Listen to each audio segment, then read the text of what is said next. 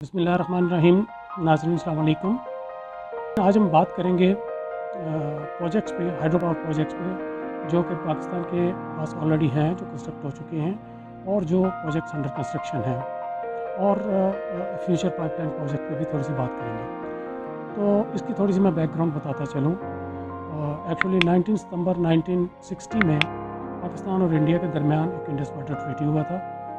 इस Indus water treaty के तहत, जो कि वर्ल्ड बैंक के अम्ब्रेला के अंडर हुआ था, उसमें पाकिस्तान के पास 3 दरियाओं यानी Indus river, complete Indus basin system, Jhelum river और चिनाब रिवर, ये 3 दरियाओं का जो 86% फ्लो ऑफ वाटर है, उस पर पाकिस्तान का राइट तस्लीम किया गया था और 16% जो है वो इंडिया का राइट तस्लीम किया गया था।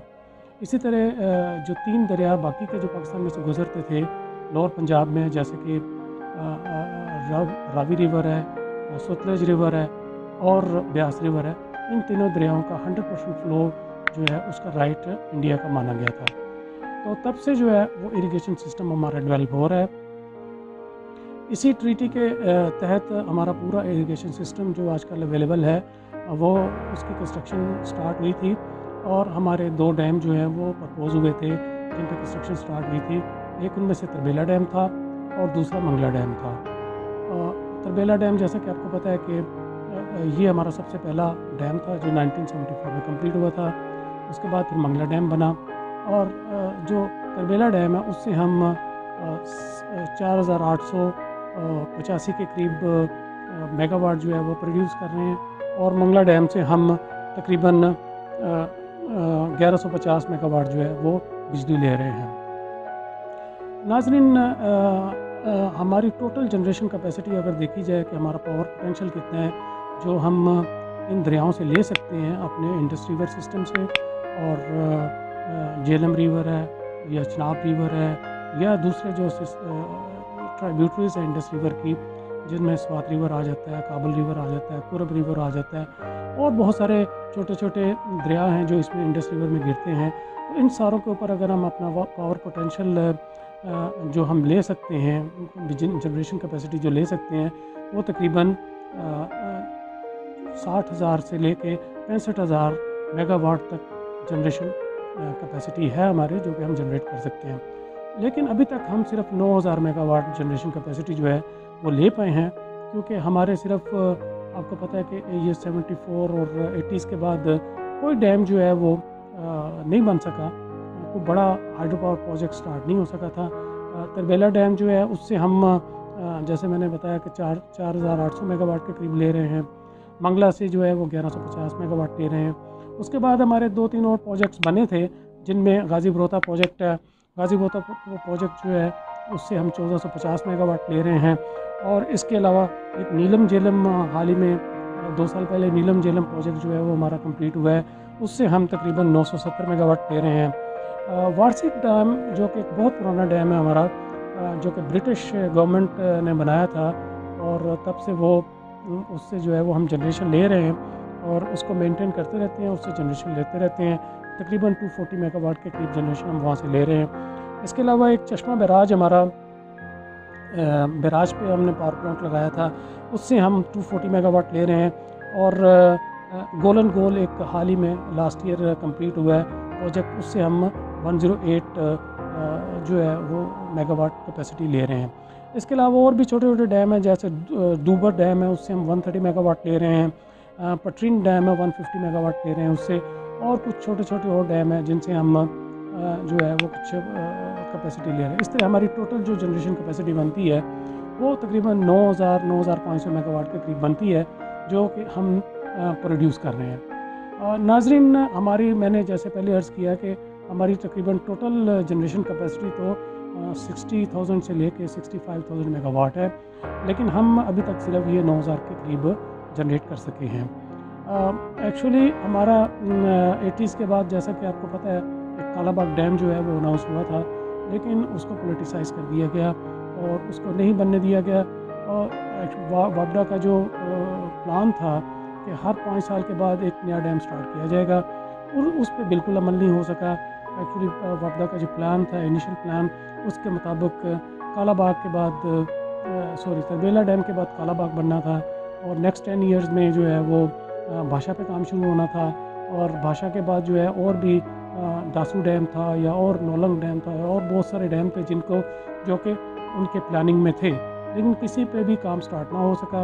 उसकी वजह ये थी कि हमारी लोड शेडिंग की वजह से डिमांड बिजली की बहुत ज़्यादा थी और हमारी प्रोडक्शन बहुत कम थी, तो गवर्नमेंट्स को आईपीपी की तरफ जाना पड़ा, यानी थर्मल आईपीपी पावर प्लांट्स जो है वो लगाने पड़े। थर्मल की तरफ जाने से ये हुआ कि हमारी जो बिजली की कॉस्ट है वो बहुत ज़्यादा हो गई। अभी मैं ये जैसे ये बताता चलूँ आपको, हमारी 62% आजकल जो जितनी भी जनरेशन है वो थर्मल जनरेशन है, 28% जो है वो हाइडल जनरेशन है जो कि हम पानी से मुख्तलिफ ये डैम से लेते हैं, और रिन्यूएबल एनर्जी जो है उसकी 5% है, और इसी तरह न्यूक्लियर भी हम ले रहे हैं, तकरीबन 4 to 5% न्यूक्लियर हमारी जनरेशन कैपेसिटी है। नाज़रीन, मैं ये बताता चलूँ कि ये जो थर्मल जनरेशन है ये आज भी हमें बहुत महंगी पड़ती है। ये 11 से लेकर 16 रुपए पर यूनिट जो है वो हमें पड़ता है इसकी जनरेशन। इसके अलावा बाकी जो ट्रांसमिशन के चार्जेज़ हैं, जो डिस्ट्रीब्यूशन के चार्जेज़ हैं, वो इसके अलावा हैं। इसी तरह हाइडल जनरेशन जो है वो सबसे सस्ती है, जो कि आज भी हमें 2-2.5 रुपये से लेकर 3 रुपये पर यूनिट पड़ती है। ये जनरेशन की बात कर रहा हूँ, इसके अलावा ट्रांसमिशन और डिस्ट्रीब्यूशन चार्जेस अलग हैं। रिन्यूएबल एनर्जी जो है वो भी 8 से 10 रुपये पड़ती है, और न्यूक्लियर जो है वो भी 6 से 8 रुपये पर यूनिट जो है वो पड़ती है। तो इस तरह सबसे चीपर एनर्जी जो अवेलेबल है हमारे पास वो हाइडल पावर जनरेशन है। अच्छा, हाइडल पावर जनरेशन में जो हमारे अंडर कंस्ट्रक्शन प्रोजेक्ट्स हैं उनमें एक दासू डैम है जो कि 2017 में स्टार्ट हुआ था, और इसके दो स्टेजेस हैं। स्टेज 1 में एक पावर प्लांट बनेगा जिसकी 6 टर्बाइन्स होंगी और 360 मेगावाट की ईच टर्बाइन है, और उस पर तकरीबन और फेज़ 2 में भी इसी तरह दूसरे पावर प्लांट पे फेज़ 2 में 6 टर्बाइन उसमें लगेंगी, और ये टोटल कैपेसिटी 4320 मेगावाट की है।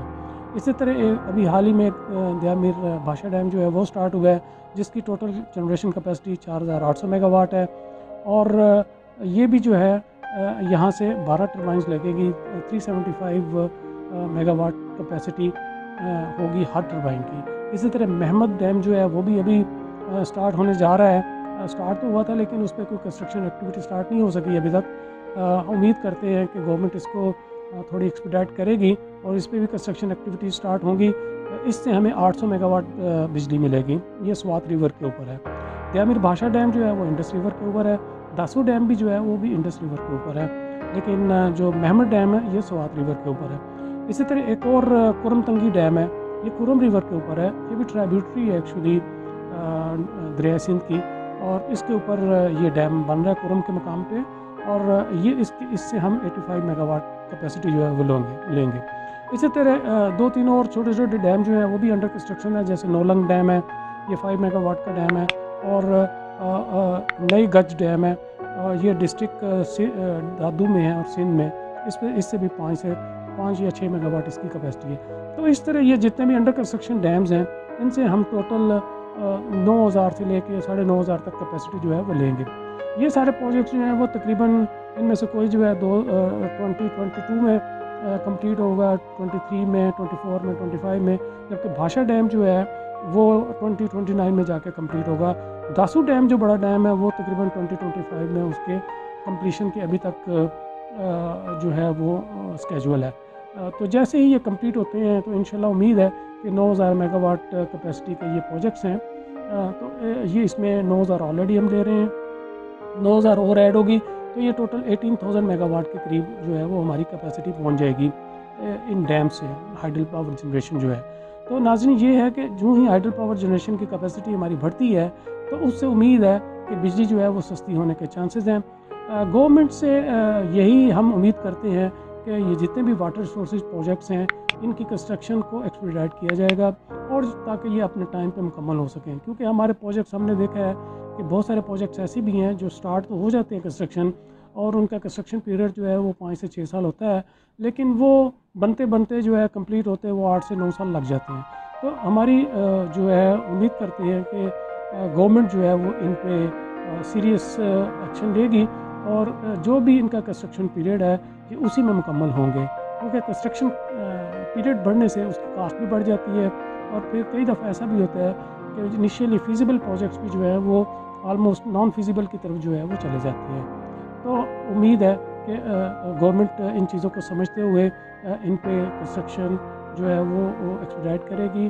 खासकर वापडा जो है जो इन सारे प्रोजेक्ट्स को देख रहा है, उनसे भी उम्मीद करते हैं कि वो भी जो है वो अपनी पूरी तवानाई जो है इस पर सर्फ करेगा और तमाम के तमाम डैम जो है वो अपने पीरियड पर मुकम्मल होंगे।